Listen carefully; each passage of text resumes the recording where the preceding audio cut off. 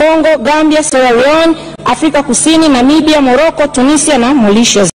Na kwa kuwa Tanzania kutapatikana faida mbalimbali zikiwemo ajira za ndani na za kimataifa, kuwa kaguzi na waangalizi wenye weledi, kuimarika kwa ulinzi na usalama wa wafanyakazi wa vyombo vya uvuvi na kuimarika kwa upatikanaji wa takwimu na taarifa mbalimbali katika sekta ya uvuvi. Hivyo basi, kamati inashauri bunge lako tukufu kuridhia mkataba wa kimataifa kuhusu viwango vya mafunzo na utoaji wa vyeti vya wafanyakazi kwa vyombo vya uvuvi wa mwaka 95, yani International Convention of Standards of Training, Certification and Watchkeeping for Fish Vessel Personnel 1995, ili kulingana na nchi wanachama wenzetu kwa kuzingatia manufaa yatakayotokana na mkataba huu. Hitimisho. Mheshimiwa Naibu Spika, naomba nikushukuru wewe binafsi kwa uongozi wako mahiri na kwa kunipa wasaa wa kuwasilisha maoni haya mbele ya bunge lako tukufu. Aidha, naomba nimshukuru Spika wa Bunge la Jamhuri ya Muungano pamoja na wenye viti wote wa bunge kwa kuratibu na kusimamia shughuli za bunge kwa umakini na umahiri. Mheshimiwa Naibu Spika, naomba niwashukuru Waziri wa Ujenzi, Uchukuzi na Mawasiliano Mheshimiwa Engineer Isaac Alois Kamwele, mbunge, manaibu mawaziri Mheshimiwa Engineer Atashasta Justus Nditie, mbunge, pamoja na Mheshimiwa Elias John Kuandikwa, mbunge. Vile vile niwashukuru Katibu Mkuu wa Sekta ya Uchukuzi Engineer Dr. Leonard Chamlio na Katibu Mkuu wa Wizara ya Mifugo na Uvuvi Dr. Rashid A. Tamataha na watendaji wote wa wizara hii kwa ushirikiano walioipatia kamati wakati wote wa kutekeleza majukumu yake. Mheshimiwa Naibu Spika, naomba pia kuwashukuru wadau wote walioshiriki katika vikao na kutoa maoni yao ambayo kwa kiasi kikubwa yamesaidia kamati kuchambua mkataba huu. Mheshimiwa Naibu Spika, naomba kuwashukuru wajumbe wote wa kamati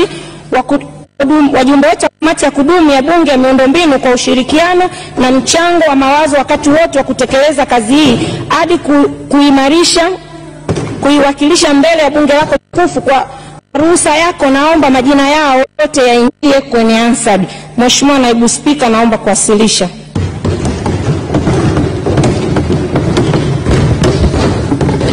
Asante sana. Nimwite msemaji mkuu wa kambi rasmi ya upinzani bungeni wa Wizara ya Ujenzi, Uchukuzi na Mawasiliano, Mheshimiwa Susan Kiwanga. Asante Mheshimiwa Naibu Spika, naomba kuwasilisha maoni ya kambi rasmi ya upinzani bungeni kuhusu azimio la bunge la kuridhia mkataba wa kimataifa wa viwango vya mafunzo na utoaji wa vyeti kwa wafanyakazi na vyombo vya uvuvi wa mwaka 1995.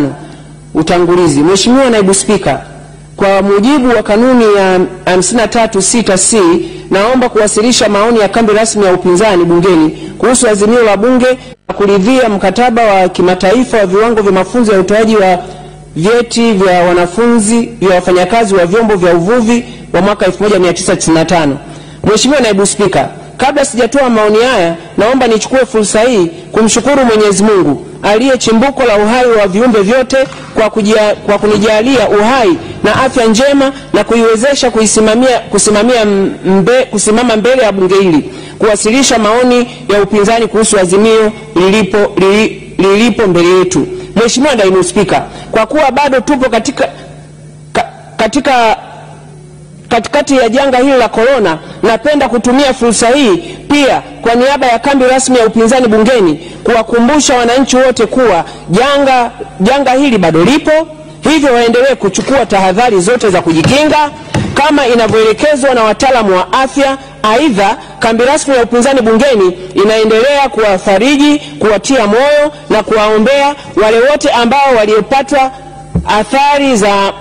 athari za moja kwa moja na COVID-19 kwa kuugua wao wenyewe, kuuguliwa au kufiwa na wapendwa wao.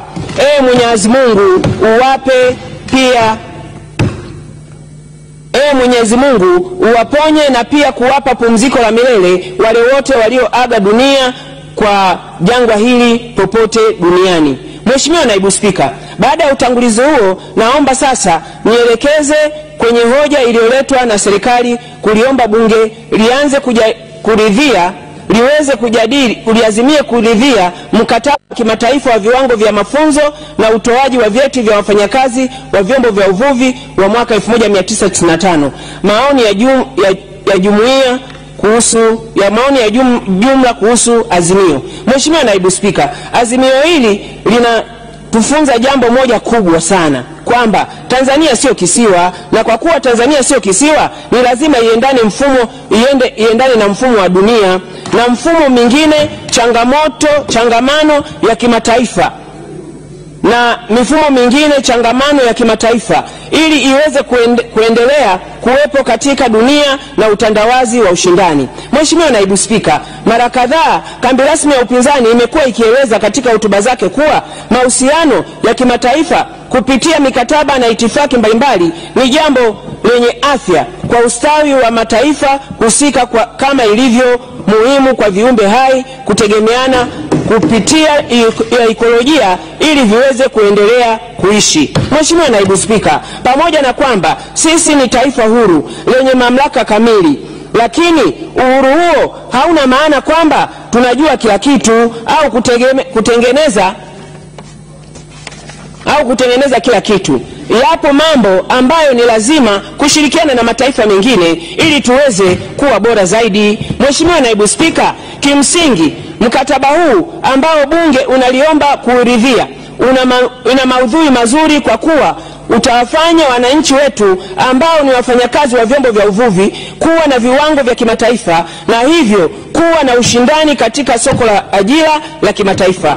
Aidha, kifungu cha 9 cha mkataba huu kinatoa fursa kwa nchi wanachama kuomba kupatiwa msaada wa kitaalamu kutoka shirika la bahari duniani kuhusu masuala kadhaa na misingi kama vile: 1. mafunzo ya wafanyakazi katika ngazi ya uongozi na utaalamu; 2. kuanzisha vyuo vya mafunzo na wafanyakazi wa vyombo vya uvuvi; 3. kutoa vifaa na nyenzo nyingine za ufundishaji katika vyuo vya mafunzo; 4. uandaaji wa programu za mafunzo na kutosha ikiwa ni pamoja na mafunzo kwa vitendo juu ya vyombo vya uvuvi baharini; 5. kusaidia mbinu na mikakati mingine kwa ajili ya kukuza weledi ufanisi wa wafanyakazi wa vyombo vya uvuvi, hasa kwa misingi ya kitaifa na kikanda kwa ajili ya kufikia malengo ya mikataba na kwa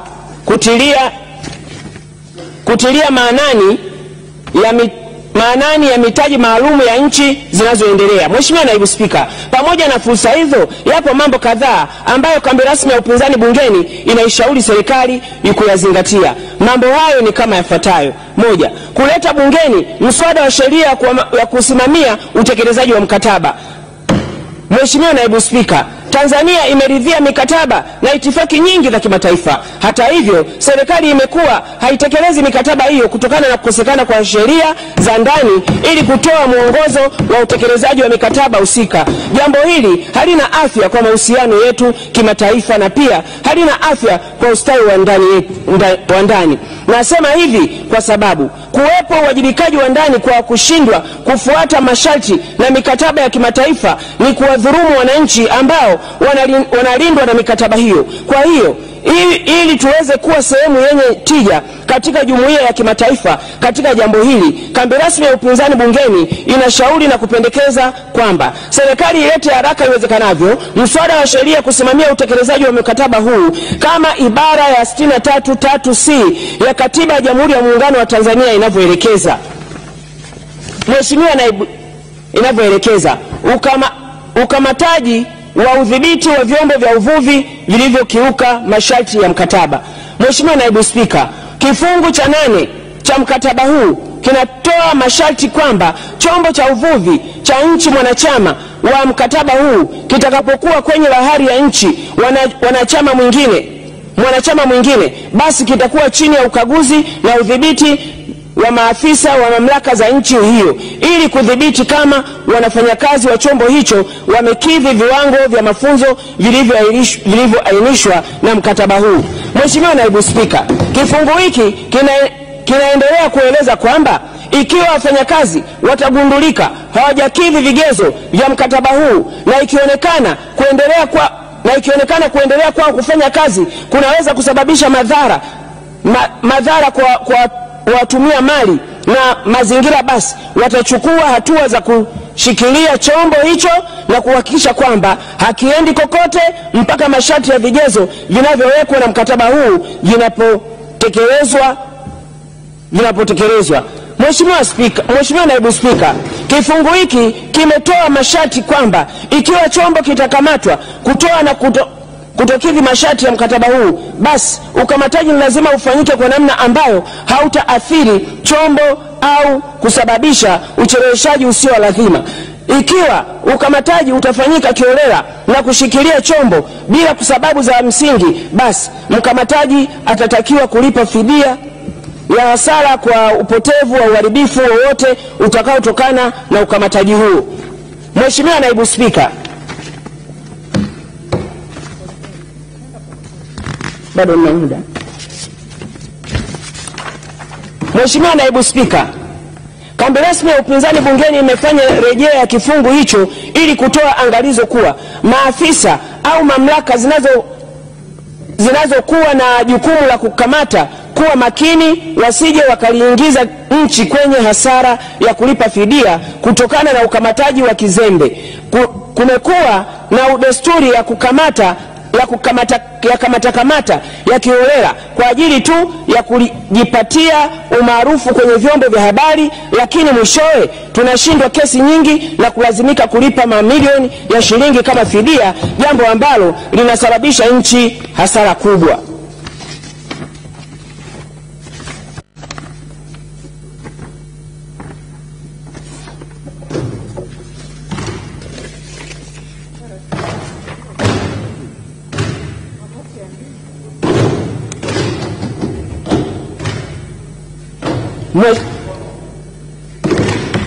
Mheshimiwa Naibu Spika, kambi rasmi ya upinzani bungeni imefanya rejea ya kifungu hicho na kutoa angalizo kwa maafisa au mamlaka zilizokuwa na jukumu la kukamata kuwa makini wasije wakaingiza nchi kwenye hasara na kulipa fidia kutokana na ukamataji wa kizembe. Kumekuwa na desturi hiyo. Namba 15 Mheshimiwa. Kama na kwako inasomeka kama nilionayo. Okay, tafuta inaposema 15. Asante. Karibu. Mheshimiwa Naibu Spika, tuna mfano hai wa meli ya uvuvi iliyokamatwa na samaki aina ya johari maarufu kama ya Magufuli. Meli iliozea baharini na samaki wakataifishwa, lakini matokeo yake tulishindwa kwenye ile kesi ya kulazimika kulipa fidia. Kifungu hiki kiwe fundisho, na ndiyo maana tunasisitiza tuitungwe sheria ya kusimamia utekelezaji wa mkataba huo ili kusiwe na ukamataji holela, na sheria itamke bayana ikiwa afisa au mamlaka iliyopewa jukumu la kukamata ikakamata kizembe na kusababisha serikali hasara ya kulipa fidia, basi mkamataji huyo au mamlaka hiyo iwajibishwe kutokana na uzembe huo. Hitimisho. Mheshimiwa Naibu Spika, mkataba huu utukumbushe kuwa sisi kama taifa ni sehemu ya jumuiya ya kimataifa, na kwa sababu hiyo ni lazima tushiriki na tufuate mifumo ya kimataifa ili tuweze kuendelea kuwepo katika dunia ya utandawazi. Ili tuweze kuwa kwa kweli sehemu ya jumuiya ya kimataifa, lazima kuwe na dhamira ya dhati na utashi wa kisiasa katika kutekeleza kikamilifu mikataba na itifaki mbalimbali za kimataifa. Hivyo kutunga sheria ya kusimamia utekelezaji wa mikataba na itifaki hizo ni kielelezo cha dhamira njema na ustawi wa kisiasa cha utekelezaji wa mikataba na itifaki hizo. Aidha, utungaji wa sheria hiyo utasaidia kutoa mwongozo wa utendaji na hivyo kuliepusha taifa na hasara itokanayo na ulipaji fidia kwa makosa ya uzembe kama vile ukamataji holela wa vyombo vya uvuvi kutokana na kufanya kazi kwa mazoea. Mheshimiwa Naibu Spika, baada ya kusema hayo naomba kuwasilisha. Asante sana waheshimiwa wabunge, tumefika mwisho wa mawasilisho. Ninayo majina hapa ya waheshimiwa wabunge ambao wangetaka kuchangia kwenye azimio hili. Tutaanza na Mheshimiwa Ali Saleh, atafuatiwa na Mheshimiwa Engineer Ramo Makani. Mheshimiwa Hawa Mchafu Chakoma ajiandae.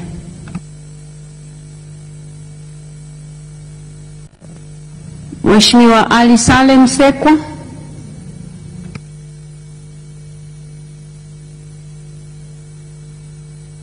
Wataalamu wetu, Mheshimiwa Ali Saleh hatumsikii huku bungeni kwenye ukumbi wa bunge. Tutarudi Msekwa, sauti ikiwa imesharudi. Mheshimiwa Engineer Ramo Makani atafuatiwa na Mheshimiwa Hawa Mchafu Chakoma. Mheshimiwa Dr. Rashid Chuachua ajiandae. Mheshimiwa Naibu Spika, na kushukuru kwa fursa. Nimshukuru Mwenyezi Mungu kwa afya, jambo ambalo limeniwezesha kusimama mbele ya bunge tukufu na mimi kutoa mchango wa maoni kwa ajili ya hoja iliyoko mbele yetu, ambayo kimsingi ni kuendelea kushauri bunge liweze kuridhia azimio hili muhimu sana kwa taifa letu.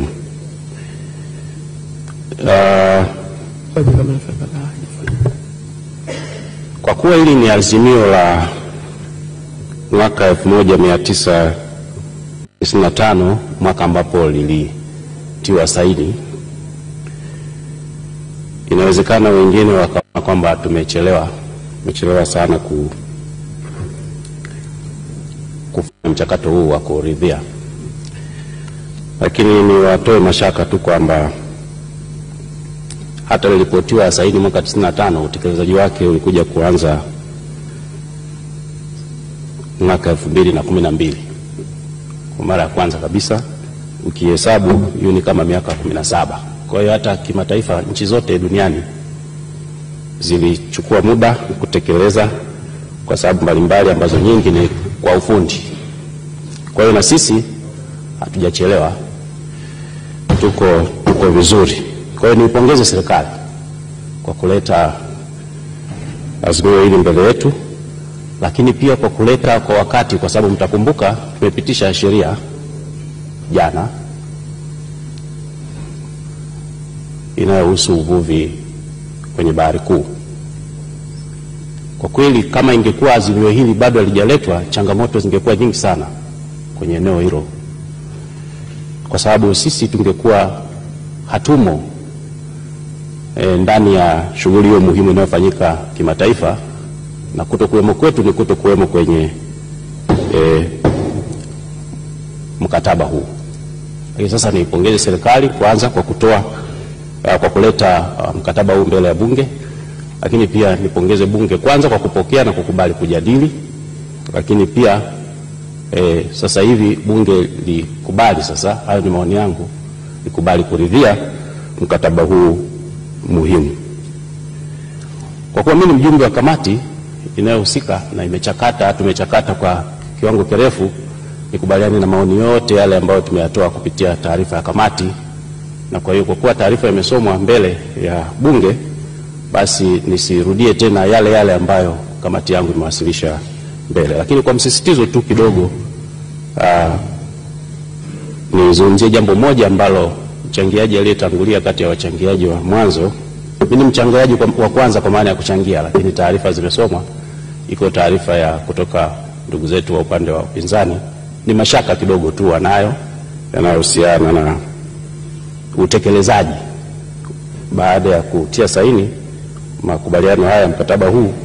Wana mashaka kwamba kwenye utekelezaji kunaweza kujitokeza changamoto za utekelezaji mbaya au mbovu.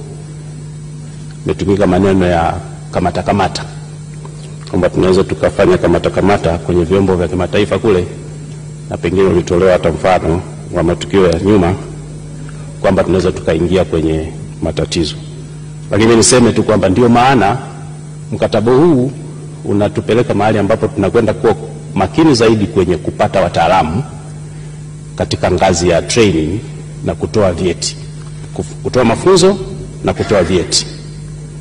Unajua kuna ngazi hizo mbili. Kwanza unajiimarisha kwenye kutoa mafunzo, kwa maana hapo unazungumzia academic training, lakini baada ya hatua ile utafika kwenye hatua ya professionalism, ambapo sasa kule nako na nchi yetu iko vizuri tu, tunacho chombo kinachoratibu ile taaluma yenyewe. Sasa baada ya kuwa mtu amepata mafunzo, sasa kwenye utekelezaji wa kazi anakwenda kuratibiwa huko. Kwa hiyo baada ya kuwa na wataalamu hao makini sasa, ambao sasa tunaelekea huko, baada ya kuwa tutazingatia sana masharti ya mkataba huu, basi tutakuwa tuko vizuri, na kwa hiyo hakuna wasiwasi wa kutokea kwa mashaka yale yanayozungumziwa. Kuna kipengele kilizungumzwa, na hii ni hoja ya kamati pia, mimi nisitize tu kwamba mkataba huu unakwenda kutekelezwa au umeandikwa katika lugha 6 za kimataifa, na sisi kama kamati tumesema kwamba serikali sasa ifuate taratibu zinazostahiki ili tuweze kuingiza Kiswahili, kutoa mapendekezo kwa maana Kiswahili nacho kiingie, kwa sababu Mheshimiwa Naibu Spika, imegundulika katika utafiti mbalimbali kimataifa kwamba kwenye hizi jumuiya mbalimbali za kimataifa, unavozidi kuwa na lugha nyingi zaidi zinazotumika kwenye uandishi wa nyaraka, kwenye mijadala, kwenye mikutano na mahali pengine, unapokuwa kumetumika lugha nyingi zaidi, basi kasi ya utekelezaji wa hayo yanayohusika kwenye huo mkusanyiko inakuwa ni kubwa na nzuri na yenye tija zaidi. Kwa hiyo mimi nisisitize pia kwamba lugha ya Kiswahili na yenyewe iweze kwenda kuorozeshwa, iwe sasa ni lugha ya 7, tusichelewe ikaingia nyingine kabla hii ya kwetu. Basi baada ya kuwa ziko 6 na lugha ya Kiswahili ingie kama lugha ya 7. Faida ya kupata wataalamu wetu wenyewe ambao watakuwa mahiri ni pale ambapo tunaenda kuungana na wenzetu ambao tayari wako kwenye hatua kubwa zaidi ya ujuzi katika eneo hili la vyombo vya uvuvi.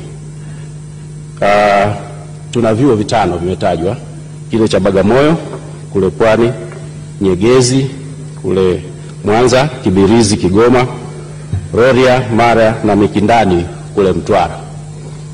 Wenyeji kwenye maeneo haya haina maana kwamba ni wenyeji tu peke yake, lakini kwa umuhimu wa kwanza, kwa sababu walioko karibu wanaweza kupata uwezekano zaidi wa kuhudhuria kwenye vyuo hivyo kwa wingi zaidi, basi wenyeji kwenye maeneo haya wanaenda kupata faida, kwa sababu wakipata sifa za kimataifa, basi maana yake wanakuwa kwenye viwango vya kuweza kuajirika kwenye nchi zingine, ambako wanaweza kupata kazi kwenye mashirika mengine duniani.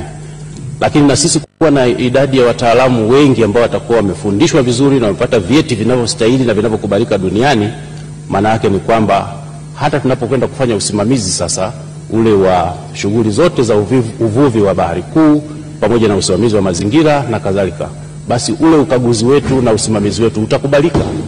Kwa sababu vinginevyo unawezaje kumkagua mtu ambaye yeye anajua wewe una sifa za kumkagua? Utaweza. Sasa sisi katika hatua hii sasa kwa tunakwenda kuwa na sifa hizo ambazo zitakuwa zinatambulika duniani, basi tunakwenda kustahili sasa hata kwenda kuwasimamia wale watakao kuja kufanya shughuli kama hizo za uvuvi katika nchi yetu. Mheshimiwa Naibu Spika, kama nilivyosema pale mwanzo, kwa kiwango kikubwa maoni yaliyotolewa kwenye taarifa ya kamati mimi ni sehemu yake, na baada ya haya mimi naunga mkono hoja mkataba huu. Asante sana.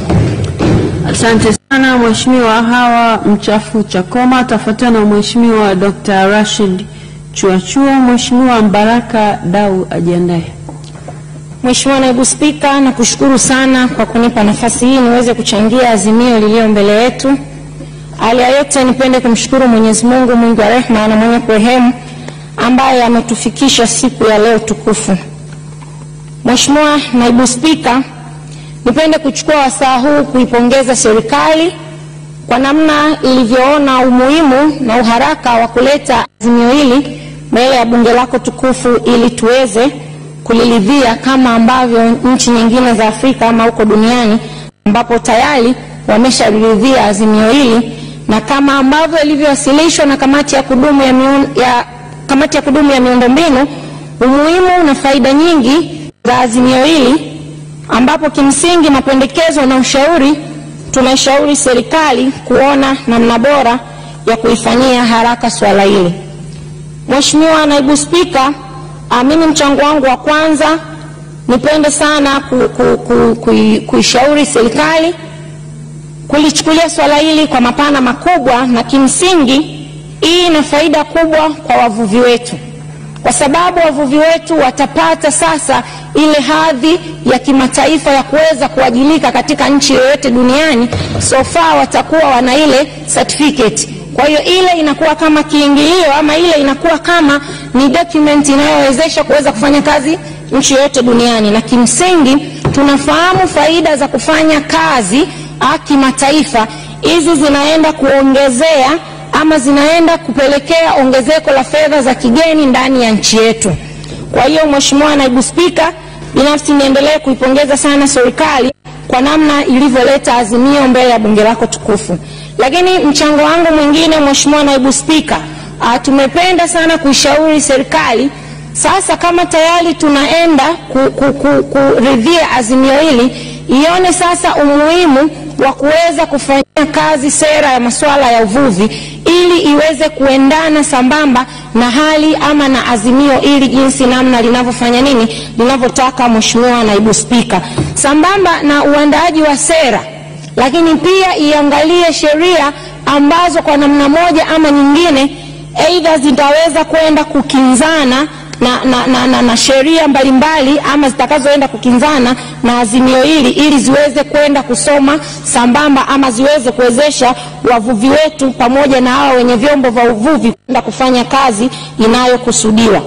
Mheshimiwa Naibu Spika, ili lingine ni pendekezo la kamati, lakini nipende kulisisitiza kuhusiana na namna ya kuona lugha ya Kiswahili iweze kuingia.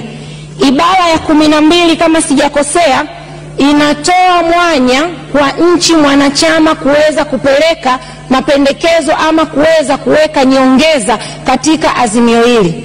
Kwa hivyo tupende kuishauri serikali ama kuitaka serikali itumie chance hiyo, itumie nafasi hiyo kuweza kuandaa pendekezo la kupeleka mapendekezo hayo IMO, kuona ni namna gani lugha ya Kiswahili na yenyewe inakuwa miongoni mwa lugha 7 ambazo zitakuwa zinatumika katika shughuli ya azimio hili. Lakini pia mara kadhaa tumemsikia Mheshimiwa Rais Dr. John Pombe Joseph Magufuli akisisitiza umuhimu wa lugha ya Kiswahili, lakini pia tunaweza tukaona utajiri uliopo katika lugha hii ya Kiswahili unajitosheleza kabisa kuingia na kuwa lugha ya kimataifa. Mheshimiwa Naibu Spika, lakini pia tumeona faida zitakazopatikana endapo tutapitisha azimio hili ni kuimarika kwa upatikanaji wa takwimu na taarifa mbalimbali katika sekta ya uvuvi. Kama tunavyofahamu, unapokuwa na takwimu, unapokuwa na namba, unapokuwa na taarifa, unaweza kufanya maamuzi yaliyokuwa sahihi kabisa. Kwa maana hiyo tunaipongeza sana serikali kwa namna ya kipekee ilivyoona ituletee azimio hili ndani ya bunge lako tukufu ili tuweze kuipitisha. Lakini mbali ya upatikanaji wa takwimu pamoja na taarifa sahihi, pia umuhimu na faida wa azimio hili linatupelekea kuimarisha usalama wa wafanyakazi katika vyombo vya uvuvi na hivyo kupunguza ajali. Kwa maana hiyo itasaidia vyombo vya uvuvi na wavuvi wetu watakuwa katika mikono sahihi ama mikono salama ya kuweza kupata usalama endapo wakiwa wako wanaendelea na jukumu zima la ufanyaji wa kazi hii. Mheshimiwa Naibu Spika, sambamba na hayo pia niendelee kuipongeza serikali ilivyoona umuhimu wa kutuletea ili azimio kwa wakati kabisa, na kwa maneno mengine niseme wakati mwingine tulichelewa kabisa katika kulipitisha ili azimio. Mheshimiwa Naibu Spika, mimi nikushukuru sana kwa kunipa nafasi, na pengine nitumie nafasi hii kuwashukuru katibu wa Bunge na makatibu wetu wa kamati ya kudumu ya miundombinu kwa namna tulivyoweza kulichakata azimio hili na kuonyesha umuhimu wake kwa nchi yetu, lakini pia umuhimu kwa serikali yetu kwa ujumla. Nakushukuru Mheshimiwa Naibu Spika, naunga mkono hoja. Asante sana. Mheshimiwa Dr. Rashid Chuachua atafuatiwa na Mheshimiwa Mbaraka Dau. Mheshimiwa Ali Saleh ajiandae. Asante sana Mheshimiwa Naibu Spika kwa kunipa fursa ya mimi kutoa maoni yangu kuhusiana na mkataba uliopo mbele yetu, ambao kimsingi Mheshimiwa Naibu Spika, ninayo kila sababu ya kuanza kuipongeza serikali kwa kuleta mkataba huu ili uweze kuridhiwa na Bunge, hatimaye uweze kuanza kutekelezwa. Mheshimiwa Naibu Spika, kimsingi kuifanya sekta isimamiwe katika sura ya kimataifa kuna maana sana. Kuna maana sana katika kukifanya sekta hiyo ikue, lakini kuna maana sana katika kuimarisha usimamizi katika sura hiyo ya kimataifa. Mheshimiwa Naibu Spika, Tanzania ni nchi yenye utajiri mkubwa wa bahari. Karibu mashariki mwa nchi yetu kote kuna bahari ya Hindi, ambayo kimsingi inaonekana wazi bado tupo kwenye mchakato wa kuwekeza kwenye sekta hii. Mheshimiwa Naibu Spika, zipo nchi duniani zinaendesha uchumi wake kwa kutegemea bahari peke yake. Hii ina maana kwamba kadiri tunavyoendelea kutengeneza miongozo, sheria iliyopitishwa katika Bunge hili hivi karibuni, pamoja na kuridhia azimio hili kwa ajili ya kulipitisha ilianza kufanya kazi, kuna maana sana katika kuimarisha sekta hii ya uvuvi. Mheshimiwa Naibu Spika, kama umesikia hotuba ya kambi rasmi ya upinzani, inaonyesha pia faida kubwa ya kuridhiwa kwa mkataba huu. Hii ina maana kwamba hatuna sababu ya kuacha kuridhia. Mheshimiwa Naibu Spika, mambo ya nyongeza yamezungumzwa, kama vile kuhakikisha kwamba tunatumia lugha ya Kiswahili kama miongoni mwa lugha zitakazotumika kuandaa mkataba huu, pamoja na kuwepo kwa sera ya bahari. Haya ni mambo ya msingi katika kuhakikisha kwamba mkataba huu unakuwa bora zaidi. Lakini Mheshimiwa Naibu Spika, yapo masuala mengine ya msingi ambayo katika kujipanga tunapotaka kupitisha mkataba huu ni muhimu serikali yaone. Moja ya mambo hayo ni kuwepo kwa chombo maalum kinachosimamia sekta ya uvuvi. Nadhani hili ni jambo la msingi sana.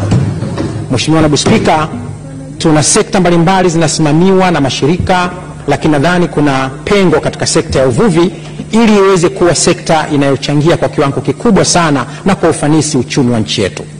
Mheshimiwa Naibu Spika, pamoja na hilo, lakini naona ipo sababu sasa ya serikali kuwekeza kwenye uvuvi wa bahari kuu, na kuwekeza kwenyewe kunaweza kwenda sambamba na kununua meli kubwa za uvuvi. Kama ambavyo tuna meli zinazofanya kazi kwenye maziwa makuu yanayozunguka nchi yetu, tunapaswa pia kuwa na meli kwa ajili ya kushiriki kwenye shughuli za uvuvi wa bahari kuu ili kuendelea kupata kipato kikubwa kinachotokana na utajiri uliopo kwenye bahari kuu. Mheshimiwa Naibu Spika, pamoja na mambo mengine, mimi niseme ni mjumbe wa kamati na ninakubaliana kwa dhati kabisa na nia hii ya serikali ya kuleta azimio hili, na ninaomba waheshimiwa wabunge turidhie ili serikali iweze kutekeleza majukumu yake, na wavuvi pamoja na watu wanaofanya kazi kwenye sekta hii waweze kutambulika katika sura ya kimataifa. Mheshimiwa Spika, naomba kuunga hoja mkono. Asante sana. Asante sana. Mheshimiwa Mbaraka Dau atafuatiwa na Mheshimiwa Ali Saleh. Mheshimiwa Rukia Kasim ajiandae. Mheshimiwa Naibu Spika, nakushukuru sana kwa kunipa fursa hii ili na mimi niweze kutoa mchango wangu kwenye azimio hili muhimu sana. Awali ya yote, na mimi nianze kwa kumshukuru Mwenyezi Mungu aliyetuwezesha kufika hapa na kufanya masuala yanayohusu nchi yetu. Mheshimiwa Naibu Spika, nianze kwa kusema kwamba ninaunga mkono azimio hili la Bunge kuridhia itifaki hii. Lakini jambo la pili, Mheshimiwa Spika, ni jana tu hapa tumepitisha sheria muhimu sana ya usimamizi wa uvuvi katika bahari kuu. Sasa ujio wa itifaki hii ya kuridhia azimio hili imecoincide vizuri kabisa na sheria ile ya jana. Yamesema mengi, lakini na mimi naomba nichangie kidogo kuhusu suala la ajira. Vijana wetu watapata ajira, na katika moja ya matatizo ya sheria ambayo ilifutwa jana, ile iliyoleta mamlaka ya usimamizi wa DSFA, ilikuwa ni kwamba kulikuwa na kanuni, na Mheshimiwa Waziri wa Uvuvi anafahamu, kulikuwa na kanuni inayotaka kwamba meli zinazokuja kuvua katika EEZ yetu zichukue mabaharia wa Kitanzania, na kanuni hiyo ilikuwepo katika sheria tuliyoifuta jana, lakini ilikuwa kama tunalazimisha, kwa sababu mabaharia wa Tanzania walikuwa hawana sifa hizi ambazo leo itifaki hii sasa inaenda kuwapa mabaharia wa Tanzania, kwa sababu vio vyetu vile Chambegani na hivi Nyegezi kule Mikindani pamoja Rorya na kule Kibilizi vilikuwa uwezo wao mwisho kwa meli zenye urefu wa mita 23 tu. Kuanzia 24 na kuendelea tulikuwa hatuna uwezo huo wa kuwafundisha mabaharia wetu. Sasa kwa kuazimia kwa kukubali itifaki hii, maana yake kwamba sasa mabaharia wetu wataweza kukubalika kimataifa na wataweza sasa kwenda kwenye zile meli. Mheshimiwa Naibu Spika, kwenye EEZ yetu, na jana nilisema hapa, kule tuna square kilomita zaidi ya 200,000 na meli zinazokuja kuvua kule kwa wakati mmoja zinaweza zikafika mpaka meli 100. Sasa mimi ushauri wangu, na baadaye nitatoa na ushauri mwingine, lakini nianze kwa kusema na ushauri huu muhimu kabisa. Mheshimiwa Naibu Waziri, Mheshimiwa Waziri wa Uvuvi pamoja na Waziri wa Uchukuzi na Mawasiliano na Ujenzi, mkae pamoja, msaidiane katika kutengeneza zile kanuni za sheria tuliyopitisha jana, ili mabaharia wetu sasa. Mheshimiwa Muhadha Mpina atafuatiwa na Mheshimiwa Elias Kandiko. Mheshimiwa Dr. Medad Kalemani ajiandae. Mheshimiwa Naibu Spika, nikushukuru sana kwa nafasi ulionipa, lakini mimi nikimpongeza sana waziri aliyewasilisha mkataba huu pamoja na kamati iliyohusika na Wizara ya Ujenzi na Uchukuzi na Mawasiliano kwa ujumla wake, kwa jinsi ambavyo wameandaa vizuri sana mswada huu na kuwasilisha leo kwenye bunge lako, na nikiri kabisa kwamba wizara yangu imehusishwa katika hatua zote za ukamilishaji wa maandalizi ya mkataba huu. Mheshimiwa Naibu Spika, nianze kwa kuwapongeza sana waheshimiwa wabunge wote waliopata nafasi ya kuchangia katika mswada huu, ambapo wameeleza mambo mengi, lakini kilichotufurahisha kikubwa kabisa ni kwamba wabunge wote wanaunga mkono mkataba huu kwa nguvu zote na kutuambia kwamba tulichelewa.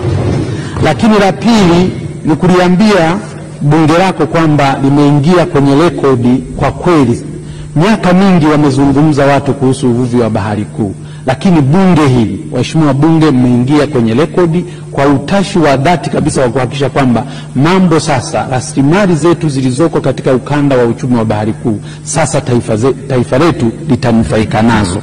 Na mmethibitisha hili moja kwa jana kwa kukubali kutunga sheria ya kusimamia na kuendeleza uvuvi wa bahari kuu 2020, ambayo jana mmeipitisha kwa kishindo, lakini mmepitisha mkataba wa kimataifa wa FAO wa kuzuia uvuvi haramu kupitia bandari, ambao na wenyewe ni bunge hili liliupitisha mkataba huo, na leo mnaenda kupitisha mkataba wa kimataifa wa viwango vya mafunzo na utoaji wa vyeti vya wafanyakazi na vyombo vya uvuvi ya mwaka 1995.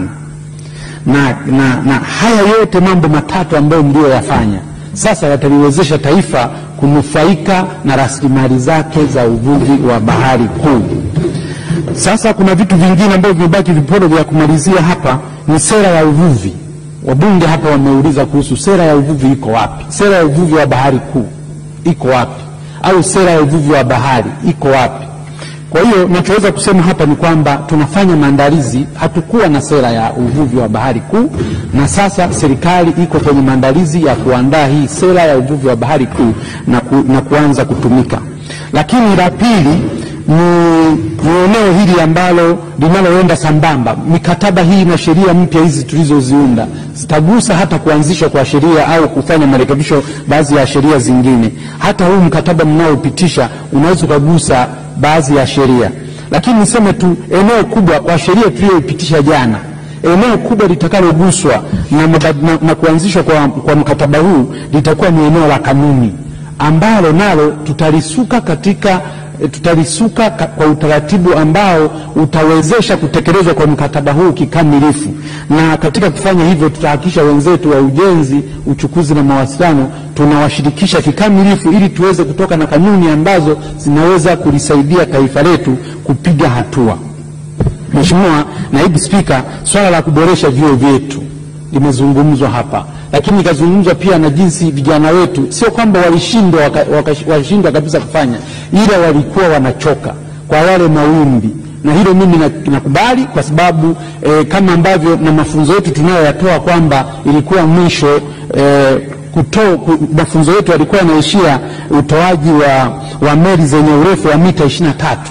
Kwa hiyo katika mawimbi marefu vijana wetu bado hawajawa na mazoezi ya kutosha.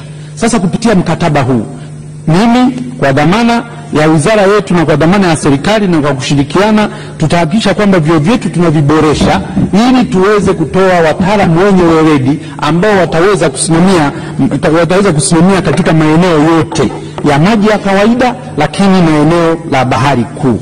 Kwa hiyo wabunge wengi sana wamelizungumza swala hili, na sisi tunasema kabisa kwamba tunalichukua kuhakikisha kwamba zana zile zinazotumika kufundishia, tunakuwa na dhana zitakazopelekea vijana wetu kupata mafunzo ya na waheshimiwa, vyuo vyetu hivi vinaheshimika kwa kweli, na hata kwa majirani zetu. Kila mwaka tunapeleka wanakuja vijana wa kutoka nchi mbalimbali zaidi ya 25 kuja kujifunza, kuja kuchukua kozi mbalimbali hapa nchini kwetu. Na kwa marekebisho haya tunaenda kuhakikisha sasa wataendelea kuja wengi zaidi hapa nchini kuja kuchukua mafunzo. Lakini kama hiyo haitoshi, sasa hivi tunatoa wanafunzi kila mwaka kama 1000 tu. Tunaenda sasa kuwa na uwezo wa kutoa wanafunzi wengi zaidi kwa mwaka kutokana na maboresho ambayo tutayafanya katika hivi vyuo vyetu, ambavyo vitawezesha kwa kweli kupiga hatua kubwa sana katika eneo hilo. Sasa labda eneo jingine ni nini maandalizi yetu katika mkataba huu baada ya kuidhinishwa leo na Bunge kubariki kuidhinishwa kwake. Cha kwanza kabisa, kama tulivyosema, tutahuisha baadhi ya sheria ambazo zitaguswa, lakini tutapitia mitaala ya fedha upya. Kwa ajili ya kuhakikisha kwamba yale yaliyoko kwenye mkataba yote yamezingatiwa, lakini kuandaa wataalamu kwa sababu tutapanua sana uandaji wa wataalamu katika haya maeneo, kuandaa vifaa vya kufundishia kama nilivyosema. Hayo yote tutayazingatia katika utaratibu wa namna hiyo. Na Mheshimiwa Bunge, niungane na nyinyi kabisa kwamba vyuo vyetu hivi ni kweli kwamba vyuo hivyo vilikuwa vinashindwa kutoa wataalamu, na vyeti vyake vilivyokuwa vinatolewa kwa sababu hatukuwa na ithibati ya EMO vilikuwa haviwezi kutambulika kimataifa. Sasa kwa leo tunaenda kutambulika kimataifa vyeti vyetu duniani kote. Lakini tunazungumza uvuvi wa bahari kuu, wakati tulikuwa na uwezo wa kufundisha vijana kuishia mita 23, na bahari kuu kwa kweli ni kuanzia mita 24 na kuendelea. Tutaweza kuingia huko kwenye uvuvi wa bahari kuu bila tatizo lolote. Na nyongeza ya hapo ni kwamba DSFA walikuwa wanakosa vijana kwa ajili ya kusimamia shughuli za uangalizi wa meli zinavyokuja kama wabunge walivyozungumza. Sasa tunaenda kulisimamia lile eneo kikamilifu. La mwisho, Mheshimiwa Spika, kama utaniruhusu ni hili tu la mwisho ambalo limezungumzwa juu ya ukamataji wa kiholela. Tumeileta huu mkataba na tumeulizia huu mkataba tukiamini kwamba sisi hakuna mahala au siku moja tuliyoweza kumkamata mtu yoyote au meli yoyote kiholela.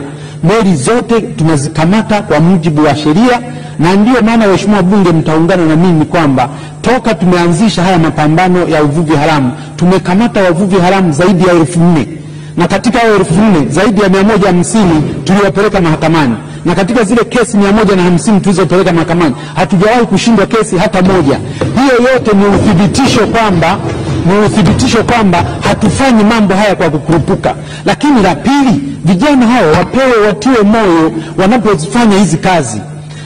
Na sehemu ya kutiwa moyo ni hapa kwenye Bunge, kwa sababu kama wanafanya kwa nia njema, basi nia njema ibaki hiyo hiyo. Jana nieleza kuhusu hii meli ya Magufuli. Manufaa tuliyoyapata baada ya kuikamata hiyo meli ni makubwa. Mbona hayapongezwi? Mbona kila siku ni meli ya Magufuli, meli ya Magufuli? Kwa nini zile faida za kitaifa hazipongezwi? Na hapo ndio ilikuwa mwanzo wa taifa hili kwenda kunufaika na mazao ya uvuvi na rasilimali za uvuvi hapa nchini. Sasa tutende haki, tuwatendee haki hawa vijana, tuwape moyo, lakini kwa crash tu kwamba wanakamata kiolela. Sasa mwisho wa siku utamtuma nani? Waende wakafanya hizo kazi. Mtu akivunja sheria kwenye nchi hii atakamatwa. Swala la mahakamani limekuaje, lakini mtu yeyote atakayevunja sheria za nchi yetu atakamatwa, na vijana hawa wapewe uwezo na watiwe nguvu ya kuendelea kuwakamata wahalifu wote ili rasilimali za uvuvi ziendelee kuwanufaisha Watanzania. Asante sana Mheshimiwa Naibu Spika. Asante sana Mheshimiwa Elias Kuliko, atafuatiwa na Mheshimiwa Dr. Medad Kalemani. Asante sana Mheshimiwa Naibu Spika. Kwanza nianze kwa kumshukuru sana Mungu kwa kutupa afya njema kuwezesha kusimama mbele ya bunge lako ili nipate nafasi ya kuchangia kwenye hoja hii muhimu.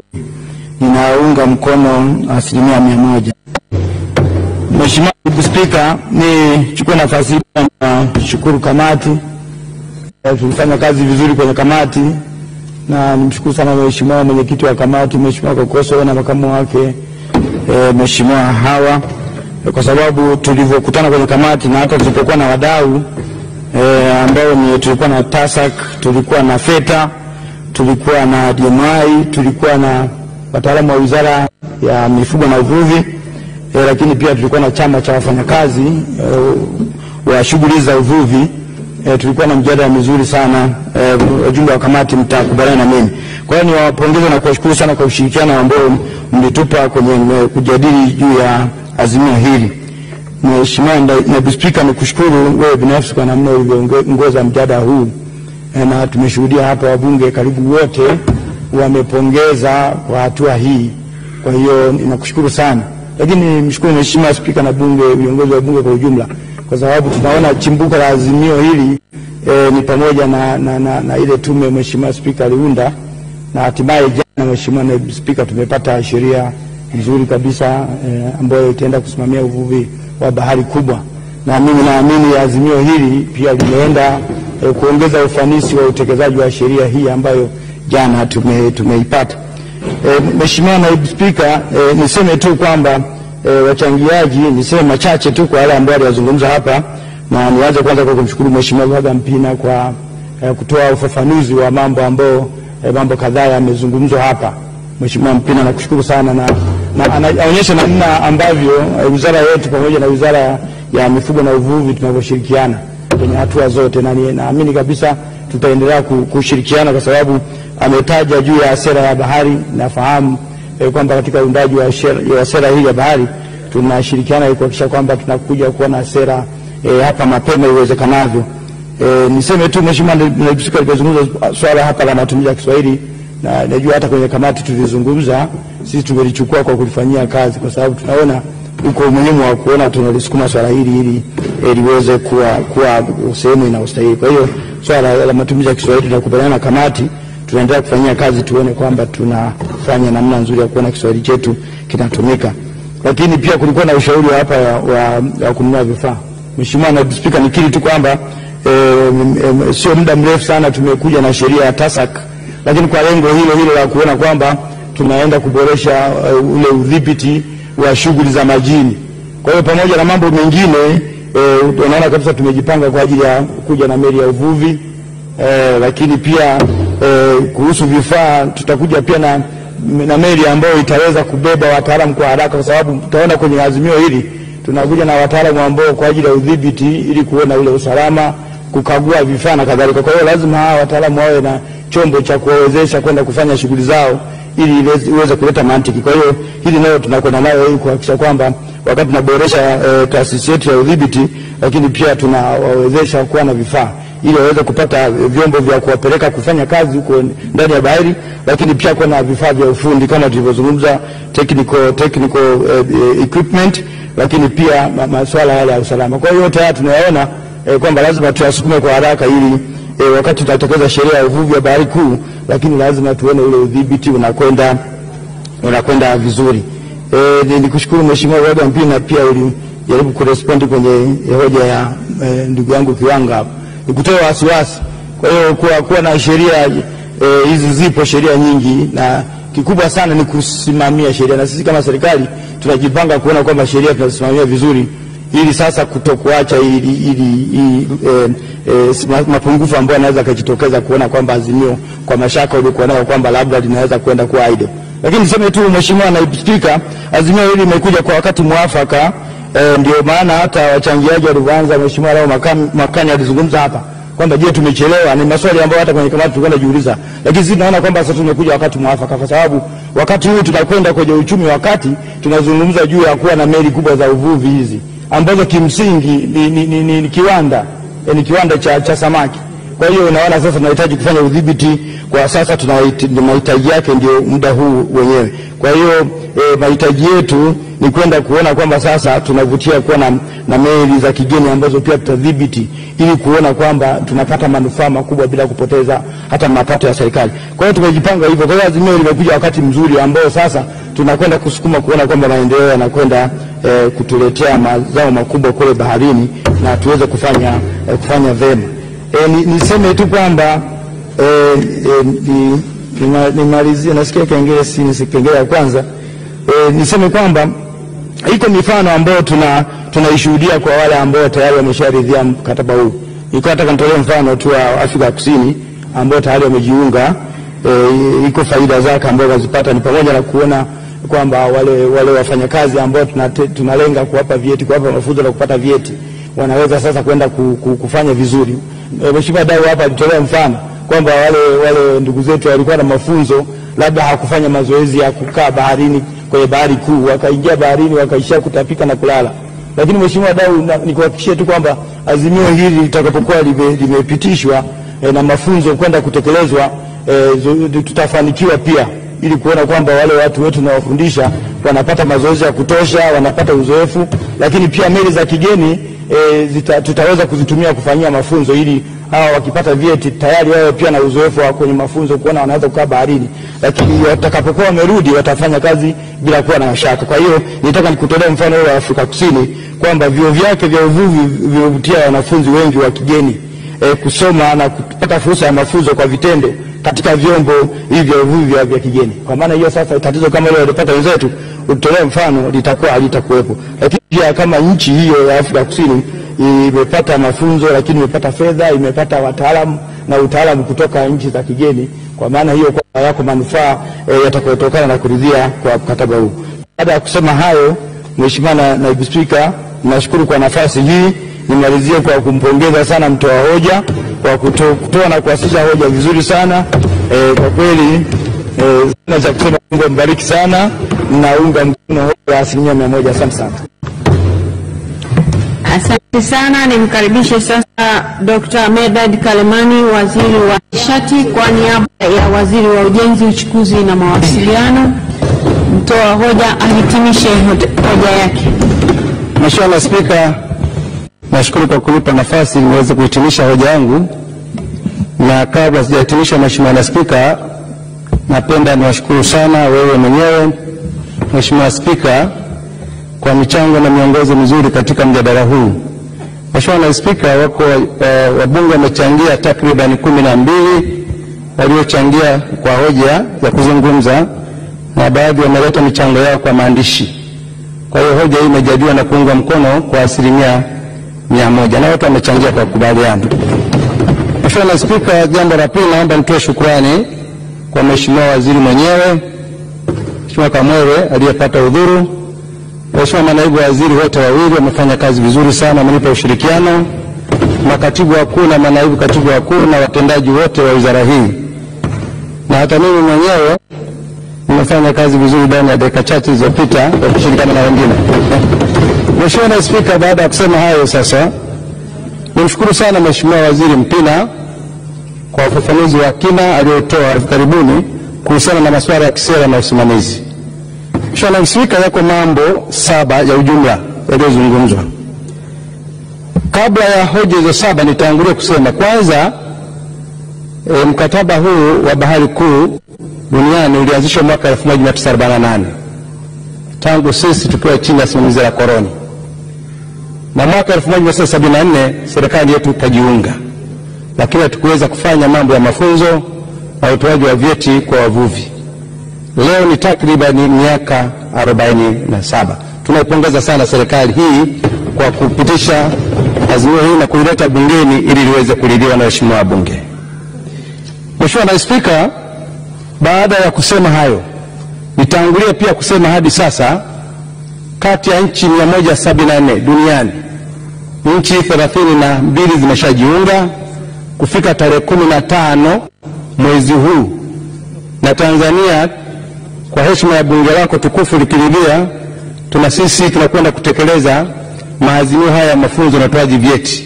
Ni hatua kubwa sana ambayo Mheshimiwa Mwenyekiti na Mheshimiwa Naibu Spika tutaifikia kama bunge lako likiridhia.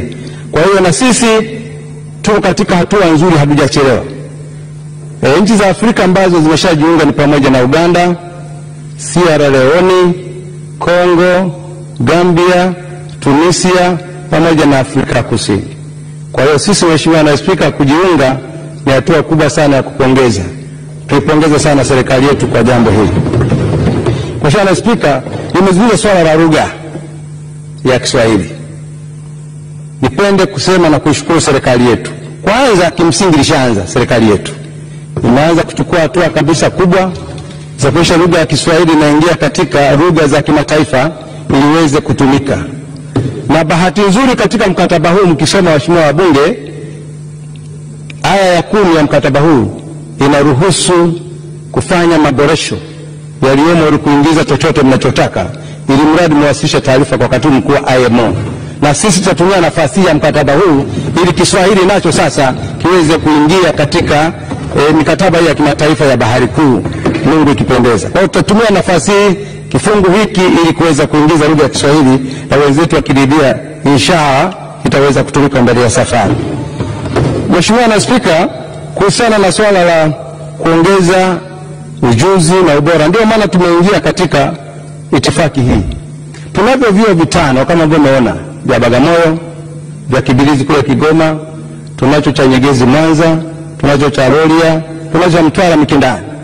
Lakini vyuo hivi kimsingi vinatoa certificate, vyeti.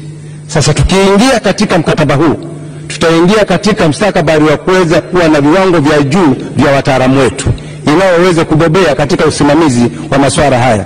Kwa waheshimiwa wabunge, mkipitisha, sisi ni matumaini yetu tunakwenda kuongeza uwezo wa wataalamu wetu, lakini pia kujenga uwezo wa vyuo tulivyo navyo na pengine kufanya upanuzi zaidi. Ameeleza Mheshimiwa Waziri wa Uvuvi hapa, hivi leo tunatoa wanafunzi takriban 1000 kwa mwaka. Mpango wetu ni kuongeza mara 2 ya wanafunzi wanaohitimu kwa sasa na kwa viwango vya juu na vya kimataifa. Itifaki ikishapita. Kwa Mheshimiwa Naibu Spika, nashukuru bunge kwa kujadili hoja hii na ishara itapitisha. Jambo la pili, Mheshimiwa Naibu Spika na waheshimiwa wabunge, ni kuhusiana na sheria na kanuni. Nashukuru kwamba Mheshimiwa Waziri Mpina jana alipitisha sheria hii, lakini pia ni matumaini yetu baada ya kuidhinishwa na kutumia utaratibu wa katiba na mkataba huu, basi tutakwenda kutayarisha kanuni ili kurahisisha utekelezaji wa mkataba huu kadri itakapofika wakati wa utekelezaji. Bahati nzuri sana kuanza kutumika kwa mkataba huu ni miezi 12 baada ya kuridhiwa na nchi 15 wanachama. Bahati nzuri nchi 32 zimesharidhia. Kwa mkiridhia waheshimiwa wabunge, tunakwenda kutekeleza itifaki haraka iwezekanavyo kwa sababu akisi tayari imeshatimia. Mheshimiwa Naibu Spika, jambo lingine ambalo nimezungumzia ni manufaa ya itifaki hii. Tunaona inakwenda kuongeza ajira. Tunaona inakwenda kuongeza wataalamu wetu. Vyuo tulivyo navyo kwa kiasi kikubwa vinafundisha lugha ya Kiingereza na Kiswahili. Tunakwenda sasa kuwafundisha wataalamu wetu lugha za Kifaransa. Lugha yetu ya Kiswahili itakuwa ndio muhimili wenyewe na lugha nyingine za kimataifa, ili wasibabaike katika kusimamia masuala haya inapojitokeza mahitaji kama hayo. Mheshimiwa Naibu Spika, lakini yako mambo manne yamezungumzwa kwenye swala la usimamizi. Kabla ya itifaki hii kuna ILO, kuna FAO na mashirika mengine duniani, na yote kila moja lina mstakabali wake wa kuzungumzia masuala haya. Mtaona bila shaka kwamba mwaka 1994 IMO inaonyesha kwamba kuna wavuvi zaidi ya 24,000 kupoteza maisha kwa kutozingatia taratibu, na hii ilikuwa ni kwa sababu ya kutokuwa na international standard. Lakini tukwenda kuketi katika jambo hili, masuala kama haya yatapungua sana na wataalamu wetu watafanya kazi kwa ufanisi. Lakini IRO inaonyesha kwamba watu wanafanya kazi bila kuzingatia taratibu za ajira, hasa wavuvi katika bahari kuu. Sasa kwa kupitisha itifaki hii inakwenda kuondoa tatizo hilo na kuleta manufaa makubwa. Mheshimiwa Spika, baada ya kusema hayo, kwa sababu wabunge mnahitaji tupitishe jambo hili kwa haraka na wengi mnaonyesha tumeshachelewa, na mimi singependa niwacheleweshe. Mheshimiwa Spika, niwahi basi nitoe hoja ili waheshimiwa wabunge tuweze kupitisha jambo hili. Naomba kutoa hoja. Waheshimiwa wabunge, hoja imeungwa mkono. Hoja imeungwa mkono. Naona kuna wabunge wanamsisitiza Mheshimiwa Susan Kiwanga kwamba asimame. Waheshimiwa wabunge, kwa kawaida na kwa mujibu wa kanuni zetu nilitakiwa ni wahoji. Sasa kwa utaratibu tunaotumia sasa wa kupiga kura, nilikuwa natazama kura hapa, zimeshapigwa kura na wabunge wengi kabisa wa kutosheleza, na wabunge wengi wameridhia mkataba huu upite. Kwa hivyo, Waheshimiwa Bunge, azimio la kuridhia mkataba wa kimataifa wa utoaji mafunzo na vyeti vya wafanyakazi wa meli za uvuvi wa mwaka 1995 yani International Convention on Standards of Training, Certification and Watchkeeping for Fishing Vessel Personnel 1995 limepitishwa rasmi na Bunge.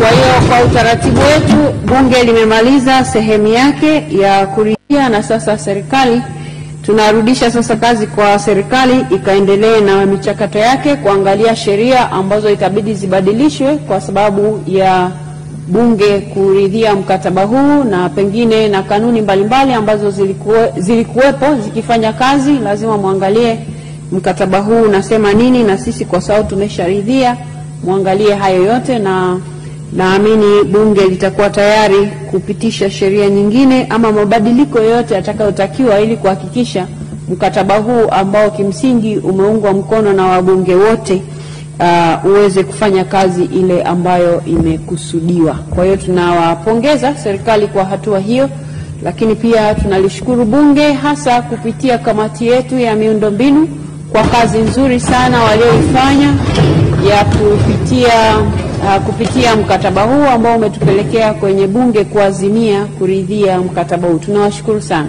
Lakini pia waheshimiwa wabunge ambao wamepata fursa ya kuchangia kwa maandishi na wengine wamechangia kwa kusimama hapa ndani, tunawashukuru sana.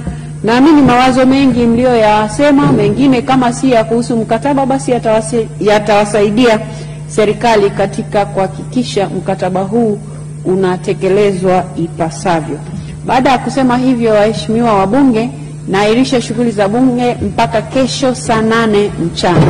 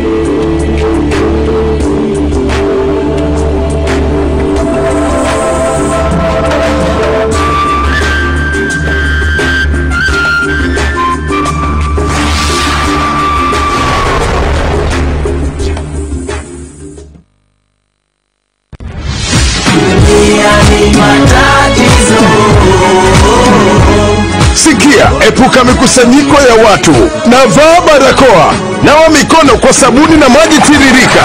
Epuka kusalimiana na kushikana mikono na kukumbatiana. Ukipiga chafya au kukohoa, ziba mdomo. Hayo ni maelekezo ya wataalamu wetu. Corona ni hatari. Dunia ni matatizo. Kokoto yako ni vilio.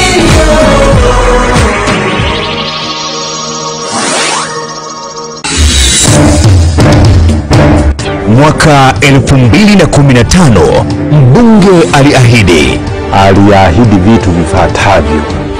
Ahadi ya kwanza aliyoahidi ni kutengeneza barabara.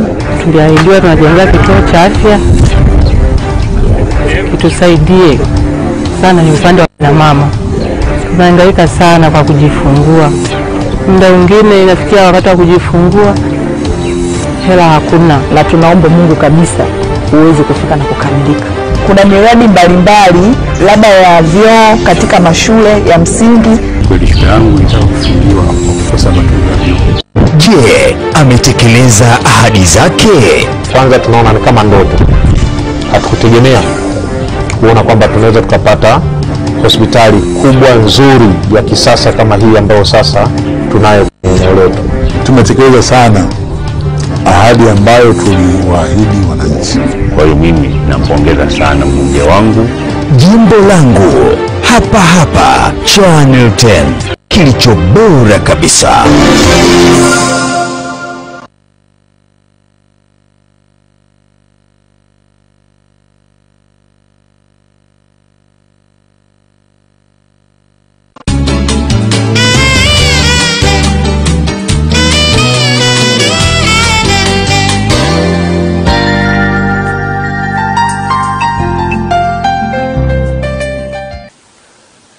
Hello, my dear Form 5 students. It's another time that we are meeting in our normal Elimika program. The subject we have at hand is biology. And the topic we have today is gaseous exchange and respiration. My name is Fortunatus Kyobe. As usual, welcome. Well, let us try to remind each other that our last session was about nutrition, and we had the review of what nutrition is, right from the beginning of the topic up to where we came to conclude the topic that was about hormonal and the nervous control of the secretion of the digestive system. And we had some questions to wind up our topic. Now, the topic that we're going to start with today is gaseous exchange and respiration. I remember when you were in Form 2, you went through, though in an elementary way, went through gaseous exchange and respiration. Now, can you remember what gaseous exchange is?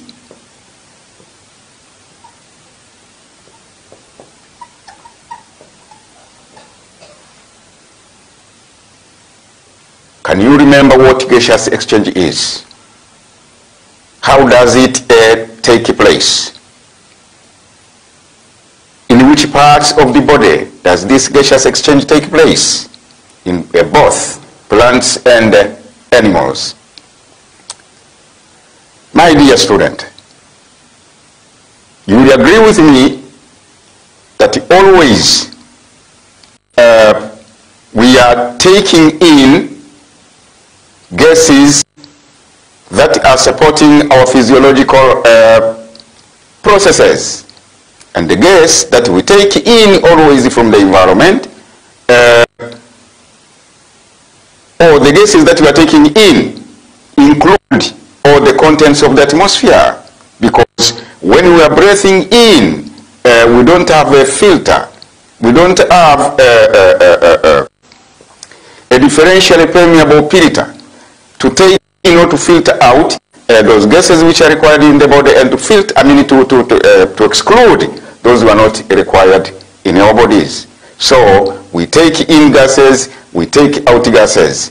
But the process by which now respiratory gases are exchanged between the body cells and the surrounding environment is what we call gaseous exchange.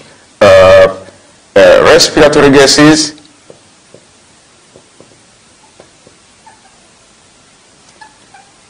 in this case we have oxygen and carbon dioxide mainly. These are exchanged between body cells and surrounding environment.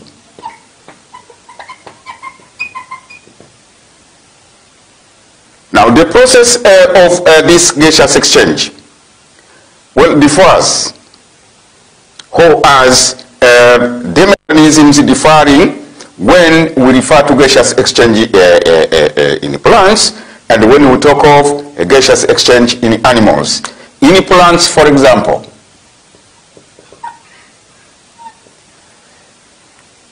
gaseous exchange takes place in different structures. There are different structures, there are different parts through which gaseous exchange is taking place. Mainly, gaseous exchange in plants takes place through stomata.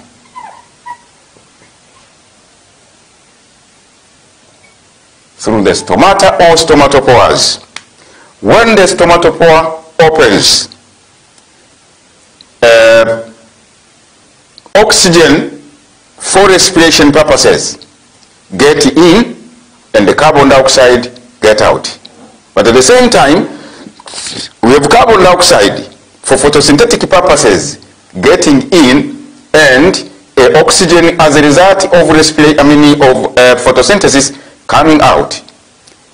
Well, the stomata normally open during the day, and therefore we have the rate of gaseous exchange in the plants higher during the day than it is during night.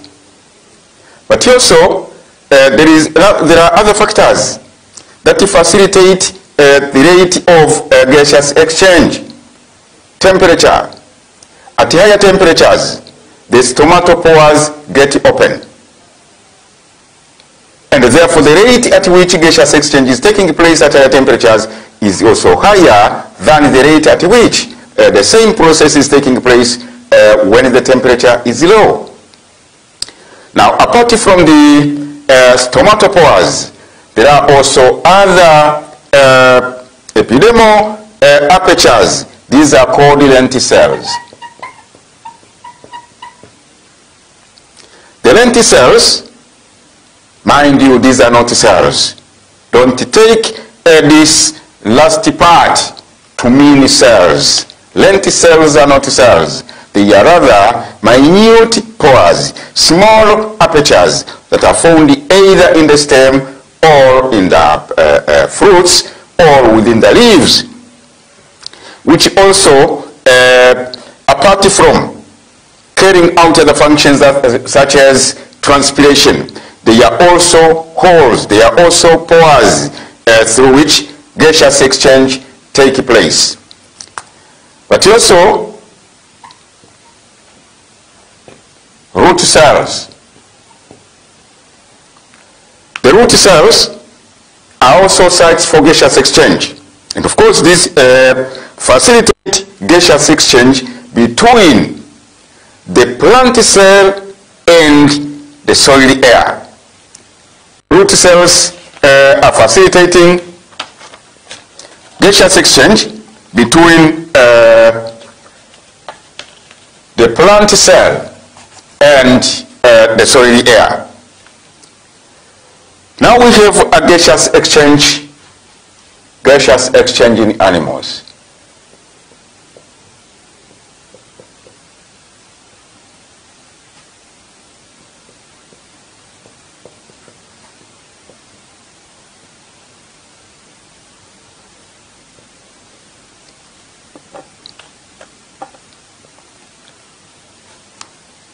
Now, in animals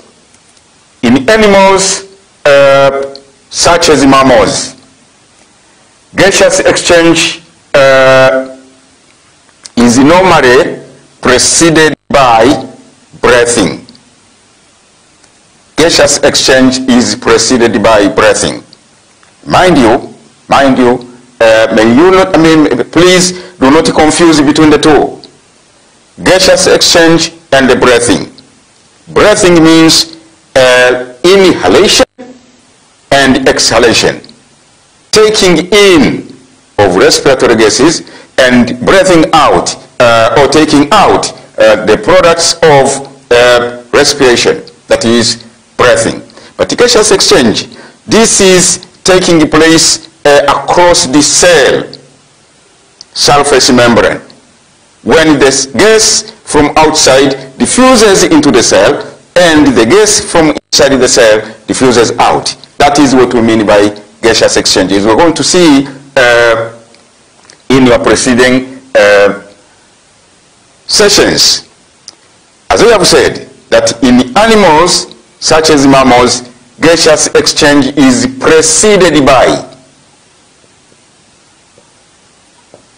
It is preceded by breathing.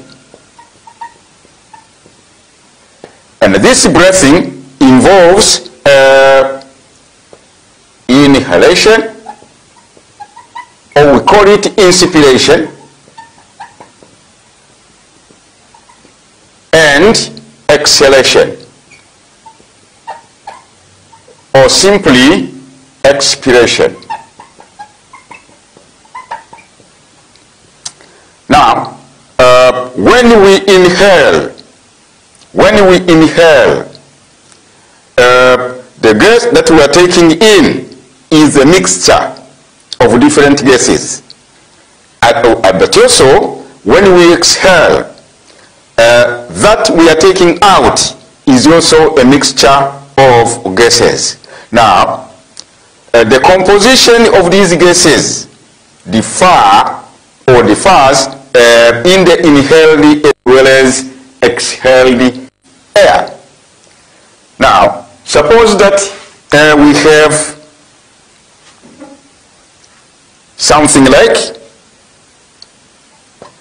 a gas, we have composition in the inhaled air and we have its composition in the expired air.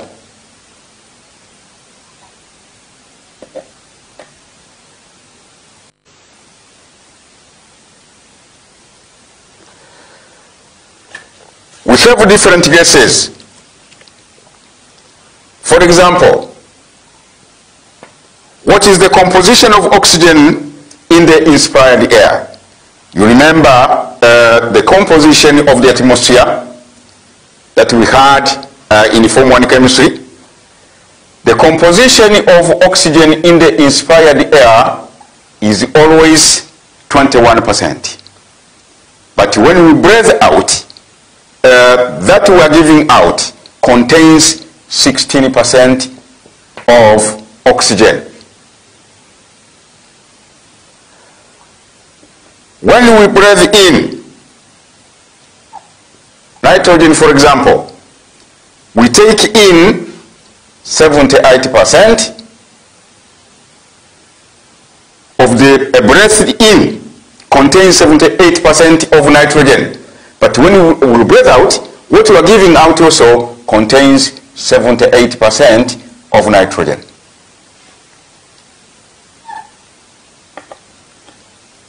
We have carbon dioxide. When we breathe in, what we take in contains about 0.03% of carbon dioxide.